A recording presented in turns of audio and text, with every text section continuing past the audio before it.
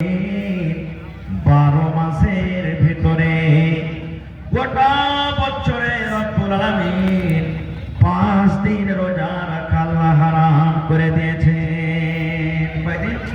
5 দিন। কয়দিন রোজা করা হারাম? 5 দিন। 5 দিন আল্লাহ রব্বুল আলামিন রোজা করা হারাম করে দিয়েছেন। যদি কোনো মা, যদি কোনো খালা, যদি কোনো বোন, যদি কোনো ভাই, যদি কোনো বাপি সেই 5 দিন যদি নেকি মনে করে রোজা রাখে, রোজার নেকি হবে না। আল্লাহ রাব্বুল আলামিন তার খাতাতে গুনাহ লিখে দিবেন, গুনাহ হয়ে যাবে। 5 দিন রোজা রাখা হারাম, 5 দিন রোজা রাখা হারাম। বছরে এমনই 5টা দিন আছে যেই দিনে রোজা রাখতে গেলে নেকি হবে না, গুনাহ হয়ে যাবে। আমাদেরকে জানা দরকার যে সেই দিনগুলো কি, জানতে হবে না? হবে না? আল্লাহর নবী বলেছেন, উম্মত রে, 5 দিনের ভিতর হলো একটা ঈদের দিন।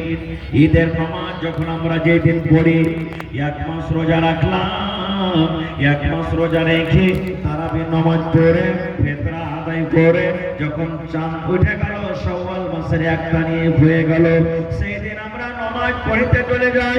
আল্লাহর নবী বলেছেন, যেদিন চাঁদ উঠে যায় শাওয়াল মাসের 1 তারিখে, যেদিন আমরা ঈদের নামাজ পড়ি, সেই দিন হলো খাওয়ার দিন, সেই দিন হলো খুশির দিন।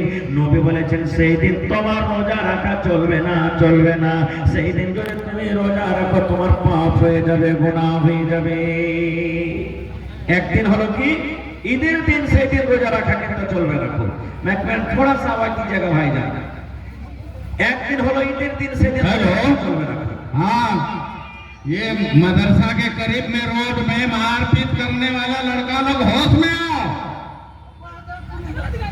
होश में आओ। मारपीट करने वाला लड़का लोग रोड पर जहाँ कहीं से भी आया हुआ लड़का अगर मारपीट करता हो तो होश में आओ, नहीं तो